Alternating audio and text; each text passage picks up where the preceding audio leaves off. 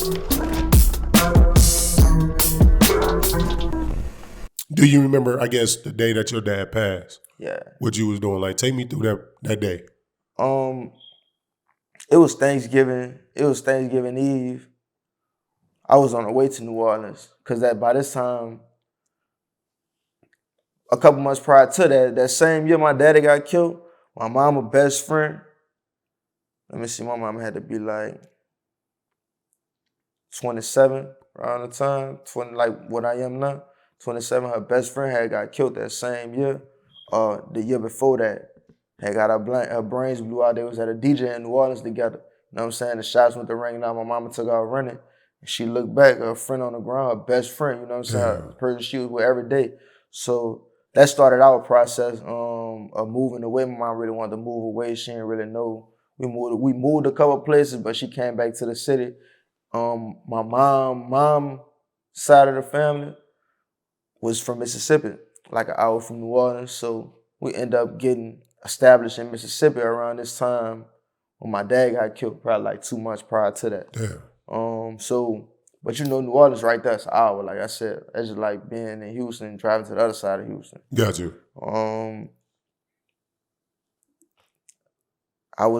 She was packing up, we was getting ready to hit the road to go to New Orleans because both of my grandparents lived in New Orleans. My mama, and my daddy mama, you know. So that's what we was doing. Somebody called my mama, and in the process of her being on the phone, it was on the radio. I was always a kid of music. I was always big on music. I always had my own radio. It popped on the radio. You know what I'm saying? Got you. Okay. So you head back, you find out your pops passed away.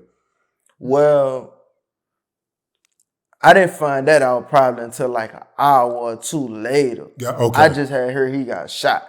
Okay. But he had been shot before, like you said. He had been shot before.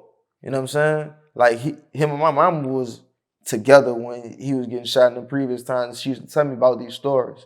So I always knew my daddy was a gangster. I remember being 5, 6 years old, finding guns around the house, you know what I'm saying, under the couch. Like, matter of fact, my dad used to have like one of his main girlfriends, her name was Monique, but she got a son that's really like one of the only people I consider like one of my real brothers. We really grew up together under my pops, you know what I'm saying? We was like 5 or 6 around the time. But me and him done found guns under the sofa before in my daddy's house. Damn. You know what I'm saying? And matter of fact, he in the league right now. He played for the Bengals. His name's Stanley Morgan. Number 17. Okay. But yeah, like, my dad used to always push him to, you know what I'm saying, football, take him to practice and stuff, like, you know. Like, he played the same role in his life that he played in my life, so that's really like my brother.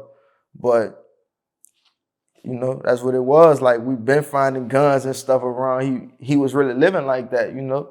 Growing up, he done jacked people. He was on drugs, coke, dope, you know what I'm saying? Like, he ain't hiding none of that. He got over it and kept going. Did it ever come out who did it? Like, the issues behind it? Well, you know, they came out with all these stories. Why? Just by me growing up the way I grew up in the streets of New Orleans, I ended up finding out on my own. Yeah. You know what I'm saying? And I ended up actually meeting some of the people, you know, They probably ain't think I knew, but I knew, you know? And you know how people be, they grow up and try to change their life. They try to put stuff behind them. At the time, I had to be like 17. But I always was smart. I always knew, like, you can't go to war without no money, you know? So I always played my position. Got you. Till I got my money up. This time when he passed away, how many times was he shot? Man, at first they said it was like 5, 6 times. Or in the autopsy came back, they said it was like 9 or 8. Or something like it was in between them numbers. You know what I'm saying? It was like, at first they were saying he only got shot this amount of time, but after he died and we got the autopsy, he had actually got shot more than they say he had got shot.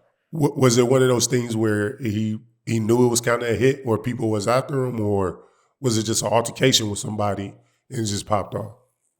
It was an altercation.